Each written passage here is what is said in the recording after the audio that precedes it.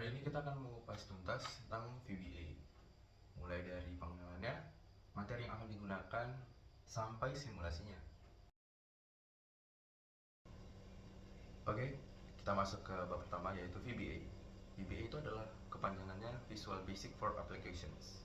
Nah, jadi kalau kita rujuk pada definisinya dari Wikipedia, Visual Basic for Applications atau VBA ini adalah turunan bahasa pemrograman yang dikembangkan oleh Microsoft pada tahun 1993.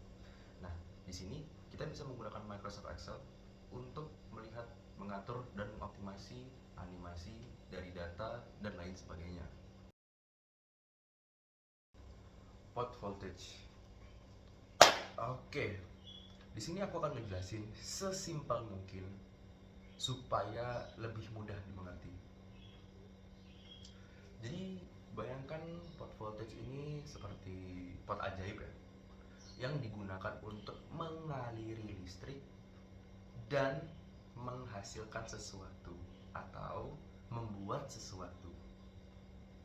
Nah, di pot voltage ini ada 4 bagian penting: jalur masuknya, kolam renangnya, dasar kolam renangnya, dan jalan keluar dari kolam renang. Entry, tempat listrik masuk. Bath, kolam renang, tempat si listrik berenang. Bottom, dasar kolam renangnya. Dan akhirnya exit, jalan keluar untuk si listrik. Jadi ya, pot voltage ini tuh harus bekerja dengan baik ya, mulai dari jalan masuk, kolam renangnya, dasarnya, sampai jalan keluarnya. Oke, kita masuk ke bagian simulasinya ya. Ini tuh bagian sebenarnya yang paling seru sih. Oke, jadi di sini tuh ada 2 grafik ya. Mungkin fokus pertama kita lihat di grafik yang atas dulu, komponen voltase bathnya dulu. Nah, jadi apa sih ini?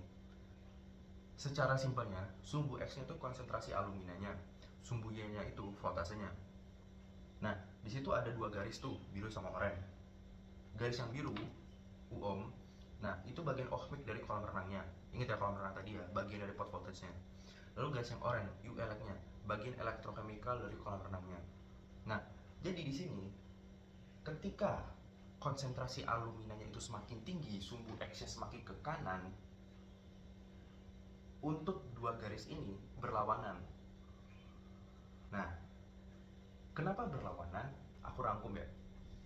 Ketika konsentrasi aluminanya sedikit, U-elect-nya itu butuh lebih banyak voltase, lebih tinggi kebutuhan voltasenya.